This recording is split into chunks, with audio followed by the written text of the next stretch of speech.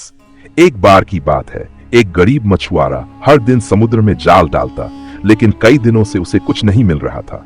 एक दिन जब उसने जाल खींचा तो उसमें एक पुराना भारी घड़ा निकला। घड़ा देखने में रहस्यमय लग रहा था और उस पर अजीब अजीब निशान बने हुए थे। मछुआरे ने सोचा, शायद इसके अंदर कोई खजाना हो। उत्सुकता में उसने घड़े का ढक्कन खोल दिया। जैसे ही उसने ऐसा किया, एक घने धुएं का गुबार निकला और देखते ही देखते एक भयानक राक्षस उसके सामने प्रकट हो गया। राक्षस की आंखें जलती हुई अंगारों की तरह लाल थीं और उसकी आवाज गड़गड़ाहट जैसी थी। राक्षस ने हंसते हुए कहा, मैं इस घड़े में सैकड़ों सालों से कैद था। मैंने पहले संकल्प लिया था कि जो मुझे 100 सालों में आजाद करेगा उसे अपार धन दूंगा, लेकिन कोई नहीं आया। फिर मैंने वचन दिया कि जो मुझे अगले 100 वर्षों में निकालेगा उसे मैं पूरी दुनिया का खजाना दूंगा, लेकिन तब भी कोई नहीं आया। तीसरी बार मैंने संकल्प लिया कि जो मुझे तीसरे 100 वर्षों में मुक्त करेगा उसे मैं राजा बना दूंगा, लेकिन कोई नहीं आया। अब मैं गुस्से में हूं।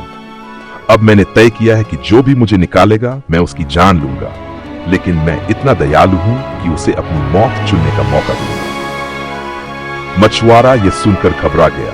वह सोचने लगा, मैंने इसकी कोई गलती नहीं की, फिर भी यह मुझे मारने पर अड़ा है। अब क्या करूं? कुछ देर सोचने के बाद उसके दिमाग में एक तरकीब आई। उसने बड़ी मासूमियत से राक्षस से कहा, ठीक है, अगर मरना ही है तो मरना ही सही, लेकिन इससे पहले मैं एक बात समझना चाहता हूं। तुम इतने बड़े शरीर वाले हो, फिर इतनी छोटी सी घड़े में कैसे समाये थे?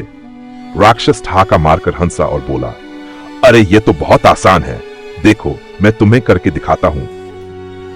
जैसे ही राक्षस धुआं बनकर घड़े के अंदर गया, मछुआरे ने फुर्ती से घड़े का ढक्कन वापस लगा दिया और उसे कसकर बंद कर दिया। राक्षस घड़े के अंदर चीखने चिल्लाने लगा, मुझे बाहर निकालो, मुझे बाहर निकालो। मछुआरा हंसते हुए बोला, अब तू वहीं सड़ता रह, मैं तुझे फिर कभी आजाद नहीं करूंगा। और उसने वह घड़ा समुद्र में फेंक दिया। इस तरह अपनी चतुराई से मछुआरे ने अपनी जान बचाई और एक भयानक खतरे को टाल दिया। शिक्षा, समझदारी और धैर्य से हर मुसीबत का हल निकाला जा सकता है।